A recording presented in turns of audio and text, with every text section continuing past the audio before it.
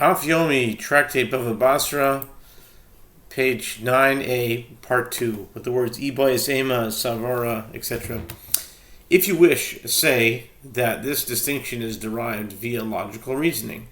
This one who is hungry suffers, whereas that one who is in tattered clothing does not suffer in the same way.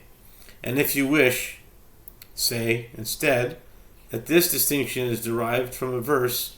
Here it is written, "Is it not to share your bread with the hungry?" Meaning share it immediately, just as the word is read. Since the word is read with a samach, paros, the word is halo paras l'orev lachmecha. So it's read with a samach. Rav Yehuda does not understand it as alluding to examining the recipient. I mean, you don't have to ask him, if he's poor or not. You just Yehuda does not understand it as alluding to examining a recipient. And there it is written, when you see the naked, that you cover him, meaning when it will be clearly apparent to you after you have investigated the matter and found out that the supplicant is deserving, then you shall cover him. I don't see why you have to examine it so much. You just got to look with your eye, but you just got to see it, But I don't know why there's further investigation is necessary. But anyway, the Gemara comments, it is taught in a Batra in accordance with the opinion of Rav Yehuda. If a poor man said, "Cover me with clothing," the charity collectors examine him. But if he said, "Sustain me with food," they do not examine him. We learned in the Mishnah there in Pe'ah 8:7, one does not give a poor person who is traveling from place to place, requesting charity, less than a loaf worth of pundion, 1/48th of a selah, when the standard price of grain is 4 se'ah for a selah. If the poor person sleeps in that place, one gives him provisions for lodging. The Gemara asks, what is meant by provisions for lodging? Rav Papa said, a bed and a pillow. And if he spends Shabbat in that place, one gives him food for 3 meals. A sage taught in a Batra, if a poor person was going door to door asking for charity, one is not required to attend to him and give him money from the charity fund.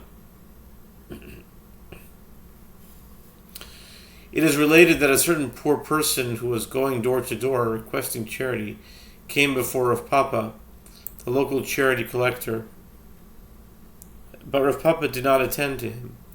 Rav Sama, the son of Rav Yeva, says to Rav Papa, if the master does not attend to him, nobody else will attend to him either.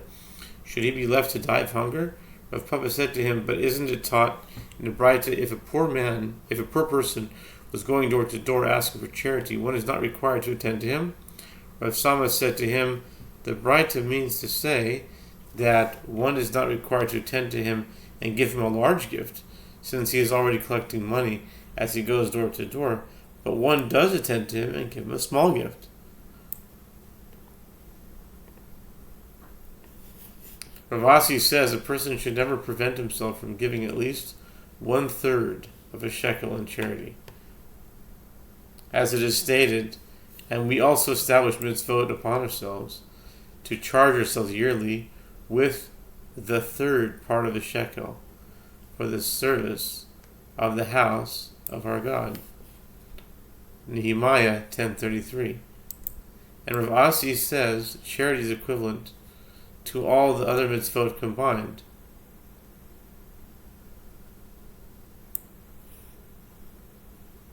As it is stated in that verse, we also establish mitzvot upon ourselves. A mitzvah is not written here, rather mitzvot, in the plural.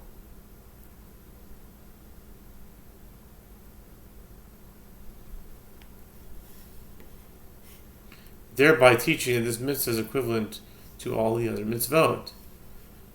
The Gemara offers a mnemonic device for the following statements extolling the mitzvah of charity.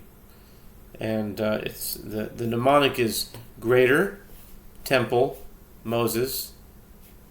Okay, the siman is gadol, mikdash, and Moshe. Rabbi Elazar says one who causes others to perform a meritorious act is greater. Gadol ha'ma'aseh yoter min ha'oseh. So I guess that's the first simon, greater. Okay? Greater is one who performs that act himself. One who causes, Rabbi Elazar says one who causes others to perform a meritorious act is greater than one who performs the act himself. As it is stated, and the causing of righteousness shall be peace, and the work of righteousness quietness and assurance forever. Isaiah 32:17. If one merits, the following verses apply to him.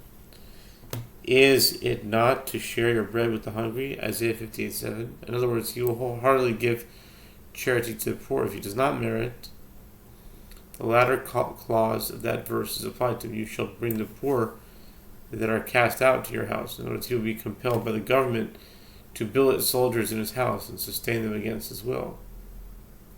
Rava said to the people of Mechoza, I beg of you, strive with each other to perform acts of charity and righteousness, so that you will live in peace with the government. Since if you do not act charitably toward each other, you will end up paying fines to the government. And Rabbi Elazar says, okay, this is the Mikdash part of it, I think. Rabbi Elazar says, when the temple is standing, Mikdash, the temple is standing, person contributes a shekel for the temple service and achieves atonement for his sins. Now that the temple no longer stands, if people act charitably, it will be well with them. But if not, the nations of the world will come and take their money by force. Gemara comments that even so, the money taken from them by force is credited to them as if they had freely given charity, as it is stated, and I will make your oppressors charity. Isaiah 60:17. Rava said, this following matter was told to me by the infant. Infant. I said the word infant last night. Infant. That Adam and Eve were infants. Nice.